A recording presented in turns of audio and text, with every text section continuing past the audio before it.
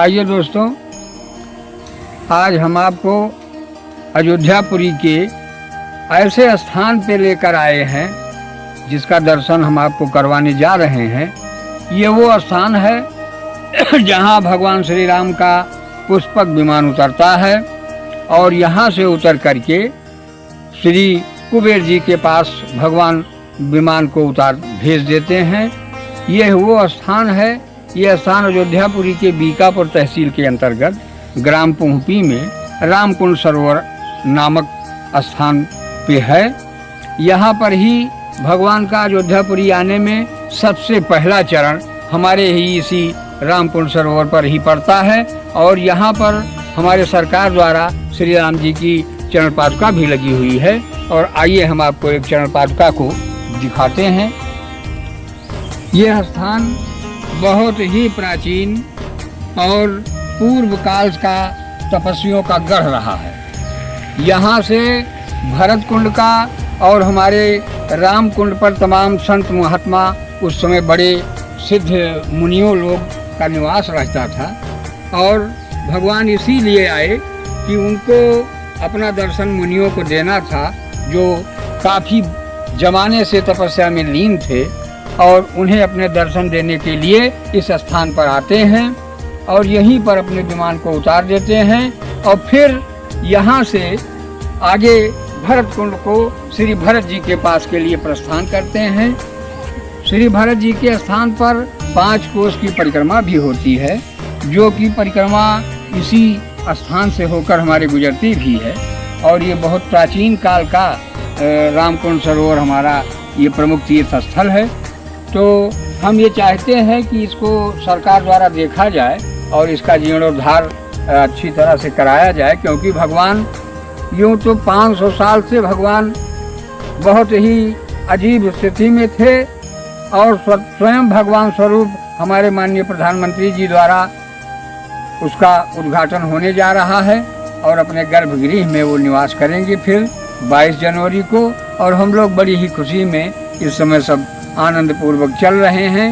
और यहाँ और भी आइए जरा सा हम तालाब को दिखाते हैं आपको, सरोवर को जहाँ पे ये हुआ है। हाँ, तो ये हमारा रामकुंड सरोवर है जिसकी आज बड़ी ही विचित्र दशा हो गई है। का ध्यान आकर्षण होना चाहिए और ये बड़ा ही प्राचीन काल का भगवान राम के विमान करने का स्थान जो रामकुंड सरोवर बड़ी ही जीर्ण अवस्था में पड़ा हुआ है। और इसकी कहानी ऐसी हुई कि भगवान श्री राम जब आए प्रयागराज पहुँचते हैं तो वहाँ से वो आई भी त्रिवेणी और हर्षित मंजन कीनी और कपिल सहित विप्रन कहा गान विविधि दिन विधि दीन। भगवान ने फिर आकर के त्रिवेणी में स्नान ध्यान किया और वहाँ पर अनेकों प्रकार से दान आदि किए।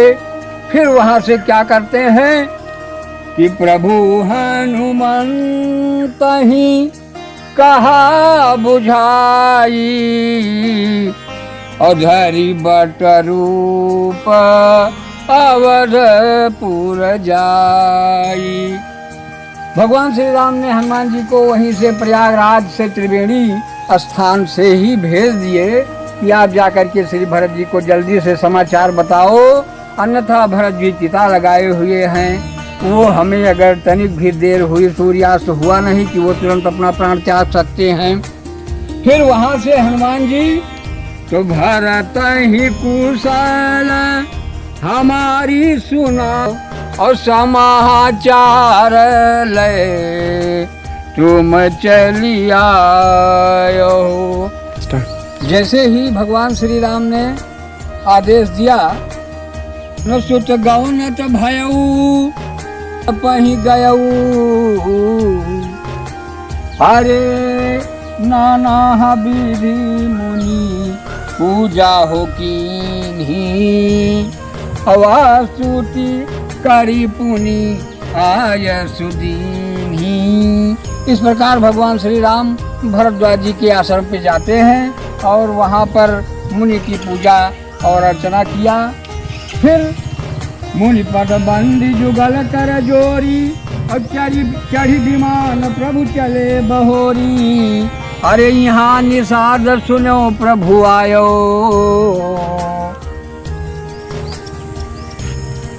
और यहाँ निषाद सुना प्रभु आए, नाव नाव कह लोग बुलाए। भगवान श्री राम तुरंत वहाँ से अपने सभी निषाद वासियों को, भाइयों को, जो भगवान श्री राम को नदी से पार करवाए थे, उनको सभी को जुहार करके, और भगवान आए हैं, राम आए हैं, चलिए दर्शन करते हैं। सभी लोग वहाँ एकत्रित हो गए गंगा जी के पास। तो और वहाँ की क्या दशा हो रही है कि भरत नयन भुज दक्षिण, अरे फरकत बारहि बार। की दशा बड़ी ही विचित्र हो रही है वहाँ। और इतने में श्री हनुमान जी महाराज वहाँ पर पहुँचते हैं और भरत जी को बताते हैं कि रिपुरन जीत सुजस सुर गावत, सीता सहित अनुज प्रभु आवत।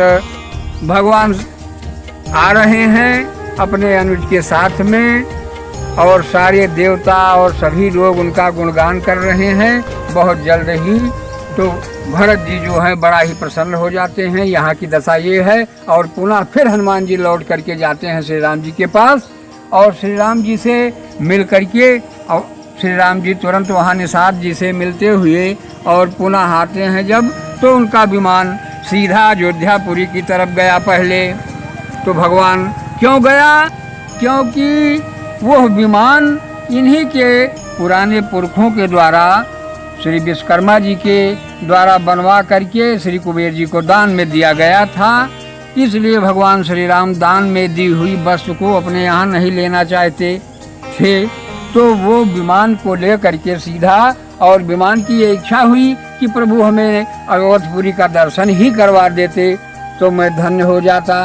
तो भगवान श्री राम उसको विमान को ले करके ऊपर ही ऊपर पहले जाते हैं और अयोध्यापुरी का दर्शन करवाते हुए कहते हैं, अरे सुन कपीस अंगद लंकेसा, पावनपुरी रुचिर यह देसा। भगवान श्री राम जितने लोग वहाँ से आए हुए थे उन सभी से कहते हुए संबोधन किए, हमारी अयोध्यापुरी को दर्शन करिए आप लोग। और देखिए कि ये परम पवित्र पावनपुरी अयोध्यापुरी है, जो कि सप्तपुरियों में सभी से श्रेष्ठ बताई गई है और मानी भी जाती है। कि पावनपुरी रुचिर यह देसा। फिर आगे भगवान ने कहा कि यद्यपि सब वैकुंठ बखाना, अवेद पुराण विदित सब जाना, अवधपुरी सम।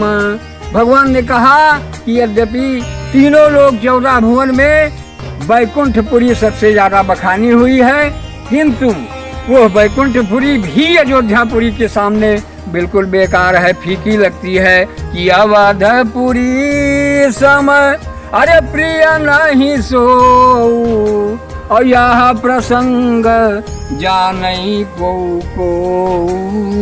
यह प्रसंग जानई को। भगवान श्री राम कह रहे हैं कि अयोध्यापुरी जो है वो वैकुंठ से भी ज़्यादा प्रिय है, बढ़ करके है। इस प्रश्न को कोई कोई ही जान पाता है, सभी को ये नहीं पता है कि अयोध्यापुरी की कितनी बड़ी महिमा है। और आज 500 वर्षों के इंतजार के बाद हम सभी को वो अवसर मिल रहा है जो हमारे भगवान, अगर ये कहें हम हमारी, तो हमें तो यही लगता है कि हमारे माननीय प्रधानमंत्री श्री मोदी जी वो भगवान श्री राम के रूप में ही अवतरित हुए हैं, और हमारे श्री माननीय योगी जी भी वो श्री हनुमान जी के रूप में। दोनों लोगों की क्रियाएं यही सब रंग ला रही हैं। तो भगवान वहाँ कह रहे हैं कि जन्मभूमि मम पुरी सुहावनी, और उत्तर दिशा सरजू पावनी। अयोध्यापुरी के उत्तर में सरजू पावनी नदी बह रही है कि जा मंजन ते बिनहि प्रयासा मम समीप नर पावहि बासा। भगवान कह रहे हैं कि जिसमें मंजन मुखमंजन मात्र कर लेने से मेरे समीप यानी कि भगवान के परम धाम को लोग प्राप्त कर लेते हैं। तो आगे फिर कहते हैं अयोध्या वासियों के लिए कि अति प्रिय मोही यहाँ के बासी अचेतन और मम धाम दा पूरी हो सुख राशि। हमको यहाँ के अयोध्यावासी जो हैं वो इतने प्रिय हैं कि जो और मुझे सभी से ज़्यादा प्रिय अयोध्या के वासी हैं, क्योंकि अयोध्या के वासी जो हैं वो वेद मंत्र ही हैं, समझो ब्रह्म के एक अंश हैं, यहाँ निवास करते हैं। भगवान श्री राम की सेवा में सभी देवी देवता और सभी जितने भी बड़ी बड़ी थे वो सभी अपना अपना रूप धारण करके आए भाई, और वो लोग अपना सब अपना दिखाए, वहाँ भगवान की सेवा में लगे रहे। और इस प्रकार से भगवान का विमान यहाँ उतरा और यहाँ पर जो उपस्थित ऋषि मुनि थे उन्हीं ऋषि मुनियों की संतान में हम लोग भी हैं, और यहाँ पर उसी परंपरा में हम लोग चलते हुए और श्री भगवान श्री राम जी का भजन करते हुए श्री हनुमान जी का। और एक बात और थी क्या कि यहाँ पर जो ऋषि मुनि हमारे रहते थे इनका संबंध उस समय श्री भरत जी के पास आना जाना बराबर का लगा रहता था, क्योंकि यहाँ के संत महात्मा सब सिद्ध महापुरुष बहुत रहते थे कि जिनकी धोती वगैरह कहते हैं देहाती भाषा में धोती आसमान में झुरात है। तो वो चीज़ें यहाँ पहले के ऋषियों मुनियों के बारे में हम लोग भी सुने हैं, और हम लोग यहाँ बहुत पुराने समय से रामायणी और रामायण का कार्यक्रम हम लोग करते रहते हैं बराबर। राम कथा यहाँ बराबर चलती रहती है, और इसको देखते हुए जब भगवान यहाँ से विमान को भेजे और यहाँ के वासियों से मिले, उन्हें सब धर्म का उपदेश और ज्ञान का उनको परम गति देते हुए, और फिर यहाँ से आगे के लिए हम सभी हमारे पूर्वज जितने थे सभी लोग ऋषि मुनि सब साथ चलते हैं भगवान के। और यहाँ से भरत कुंड के बीच में भा दर्शन पहले उसका नाम हुआ करता था, और हमारी पोहपी का नाम पहले पुष्पी हुआ करता था, लेकिन आज वो पोहपी हो गया है और वो भदरसा नाम से है, जहाँ पर दोनों भगवान श्री राम और भरत जी पूरी अयोध्यापुरी के साथ में मिलते हैं, और वहाँ के बाद फिर भरत कुंड पर जाते हैं और फिर पुनः अयोध्यापुरी की तरफ पहुँचते हैं। तो इस प्रकार से अवधपुरी प्रभु आवत जानी और भई सकल शोभा के ठानी। तो इस प्रकार अयोध्यापुरी इतनी मगन हो गई थी कि जिसका वर्णन नहीं किया जा सकता है। भगवान के आने पर बड़ी प्रसन्नता। तो आजकल अयोध्या में रामोत्सव कार्यक्रम मनाया जा रहा है, तो उसी रामोत्सव कार्यक्रम के अंतर्गत हम भी यहाँ आए हैं आप सबको यहाँ के बारे में कुछ जानकारी और भगवान की एक धार्मिक और पौराणिक जो कि त्रेता युगीन समय का है ये स्थान रामकुंड पोहपी, इस पर सरकार की नज़र जाए और इसे भी पर्यटन केंद्र बढ़िया बनाया जाए। बस यही हम लोग भगवान के भजन में लगे रहें और लगे हैं। हम लोग यहाँ के वासी सभी भगवान की सेवा में लगे हुए हैं। और आगे अब इसके आगे हम आपको प्रोग्राम फिर दे सकते हैं। तमाम हमारे यूट्यूब चैनल भी चल रहे हैं, उस पर हम आपको देंगे और ज़्यादा विस्तार से जानकारी लेने के लिए, क्योंकि समय का अभाव है और इसमें हम ज़्यादा भर भी नहीं सकते हैं। तो आगे हमारे चैनल पर आप लोग आएँ। हमारे चैनल का नाम है महात्मा ओम प्रकाश अयोध्यावासी, जो कि रामकुंड पोहपी पर ही यहीं पर हमारा एक छोटा सा निवास है। और मैं एक गृहस्थ व्यक्ति हूँ और अपनी मतानुसार और सदग्रंथों से धार्मिक ग्रंथों से मैं आपको ये बात एक से एक जानकारियाँ और ज्ञान की बातें आपको हम भगवान श्री राम का बताते रहेंगे। और हनुमान जी हमारी और आप सभी की और भगवान श्री राम रक्षा करें। धन्यवाद दोस्तों।